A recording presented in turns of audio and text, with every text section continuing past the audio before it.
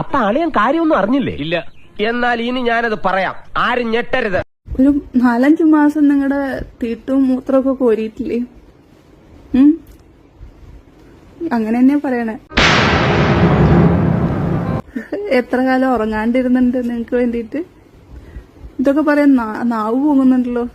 എന്റെ കർത്താവേ, ഒരു ചെറിയ മിന്നലെ പോയി. ബാലയ്ക്കെതിരെ നിർണായക വെളിപ്പെടുത്തലുമായി എലിസബത്ത് രംഗത്ത് വന്നിരിക്കുകയാണ് സുഹൃത്തുക്കളെ. ഏകദേശം 1 മണിക്കൂറോളം നീണ്ടു നിൽക്കുന്ന വീഡിയോ ആണ് പുള്ളിക്കാരി ചെയ്തിട്ടുള്ളത്. ഇത് തീർന്നില്ലേ? നമുക്കറിയാം ബാലയും എലിസബത്തും തമ്മിൽ ഇപ്പൊ നിലവിൽ വേർപിരിഞ്ഞു അല്ലെ. പുള്ളിക്കാരി ഒഴിവാക്കിയിട്ടാണ് ബാല ഇപ്പൊ കോകില എന്ന് പറയുന്ന മാമന്റെ മോളെ വിവാഹം ചെയ്തിട്ടുള്ളത്. അതിനു മുമ്പ് ബാല അമൃത സുരേഷ് എന്ന് പറയുന്ന പാട്ടുകാരി വിവാഹം ചെയ്തിട്ടുണ്ടായിരുന്നു. പെട്ടെന്ന് ഒരു ഐഡിയ തോന്നിയതാ സാർ. അവർ തമ്മിലെ ഡിവോഴ്സിന്റെ കാര്യങ്ങൾ ഇപ്പോൾ നടന്നുകൊണ്ടിരിക്കുകയാണ്. എന്നിരുന്നാലും എലിസബത്തുമായി പിരിഞ്ഞതിന് ശേഷം ബാല എലിസബത്തിനെ പല രീതിയിലും ദ്രോഹിച്ചുകൊണ്ടിരിക്കുകയാണ് അല്ലെ. മെയിൻ ആയിട്ടുള്ള ദ്രോഹം എന്ന് പറയുന്നത് സോഷ്യൽ മീഡിയ ത്രൂ ഉള്ള ദ്രോഹമാണ്. അതായത് രണ്ടുപേരും പിരിഞ്ഞു പോയിട്ടും ബാല പിന്നീട് ചെയ്യുന്ന എന്താണ്, കോകിലയുമായി ഓരോരോ ഇന്റർവ്യൂകൾ കൊടുക്കുന്നു. ആ ഇന്റർവ്യൂവിൽ വന്നിരുന്ന് എലിസബത്തിനെ കുറിച്ച് മോശം പറയുന്നു. PR വർക്ക് ഉപയോഗിച്ചുകൊണ്ട് എലിസബത്തിനെതിരെ മോശം കമന്റുകൾ ഇടിപ്പിക്കുന്നു. അവളെ very clear about it. This is wrong.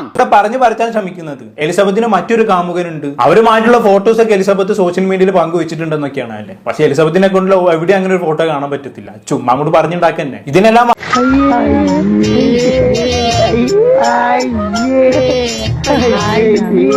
മറുപടി എന്നോണം, ബാലയോട് എന്നോണം എലിസബത്ത് ഒരു ചോദ്യം ചോദിക്കുന്നുണ്ട് അല്ലെ. നിങ്ങൾ വയ്യാതെ കിടന്നപ്പോ നിങ്ങളെ നോക്കിയത് ഞാനല്ലേ, നിങ്ങളുടെ തീട്ടോ മൂത്രമൊക്കെ ഞാൻ കോരിയിട്ടില്ല ഒരുപാട്, അതിനുള്ള നന്ദി ഇങ്ങനെ തന്നെ കാണിക്കണം എന്നുള്ള രീതിയിൽ അല്ലെ. ഈശ്വര, ഇവിടെ ആരും പറഞ്ഞു ചിരിക്കാനായി കാണിക്കടോ. ഒരു വ്യക്തി എങ്ങനെ നന്ദി കെട്ടവനാകുന്നു എന്നതിന് ഉത്തമ ഉദാഹരണമാണ് ഈ ബാല എന്ന് പറയുന്നത്. ഇതിനേക്കാളും വലിയൊരു ഉദാഹരണം നമുക്ക് കാണിച്ചു തരാനില്ല. ഇനി ഇതെല്ലാം കഴിഞ്ഞ് ബാലയും എലിസബത്തും തമ്മിലുള്ള വിവാഹത്തെ കുറിച്ച് ചില കാര്യങ്ങൾ എലിസബത്ത് പറയുന്നുണ്ട്. അതും ഈ ഉളുപ്പുണ്ടടാ ചക്കണക്ക് പോവാൻ നോക്കണം. ശരി, അങ്ങനെയൊക്കെ അല്ലെ. എന്തൊക്കെയാണ് ഇവര് പറഞ്ഞു വരുത്താൻ ശ്രമിക്കുന്നത്? ബാലയുമായി പിരിഞ്ഞതിന് ശേഷം എലിസബത്ത് ഹാപ്പി ലൈഫാണ് മുന്നോട്ട് നയിക്കുന്നതെന്ന് ഇവരെന്നെ അങ്ങ് പറഞ്ഞുണ്ടാക്കാണ്. അതിന് പിന്നിലൊരു തന്ത്രമുണ്ട്. ബാലയുമായി പിരിഞ്ഞതിന് ശേഷം എലിസബത്ത് ഹാപ്പി ആണെന്ന് പറഞ്ഞുണ്ടാക്കി കഴിഞ്ഞാണ്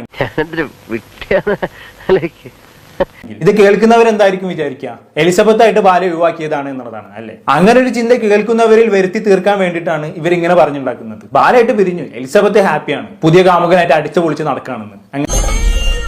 ഒരു പക്ഷെ തന്നെക്കാളും മുകളിൽ എലിസബത്ത് വരുന്നത് പുള്ളിക്കാരൻ ഇഷ്ടപ്പെട്ട് കാണില്ല, ഒരു കോംപ്ലക്സ് വർക്കൗട്ട് ആയി കാണണം. അതുകൊണ്ടാകണം എക്സാം ഒന്നും എഴുതാൻ സമ്മതിക്കാതിരുന്നത്. അന്ന് അതിന്റെ പേരിൽ വഴക്കുണ്ടാവുകയും ഭാര്യയിൽ നിന്നും എലിസബത്തിന് നല്ലൊരു അടി കിട്ടുകയും ചെയ്തിട്ടുണ്ടായിരുന്നു.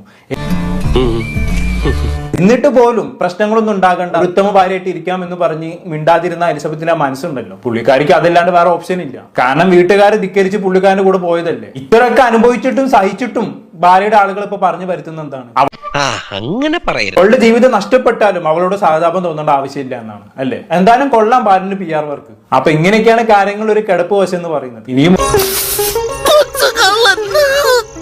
അല്ല എന്നാ ഞങ്ങൾ അങ്ങ് ഇറങ്ങട്ടെ. ആയിക്കോട്ടെ, സന്തോഷായി.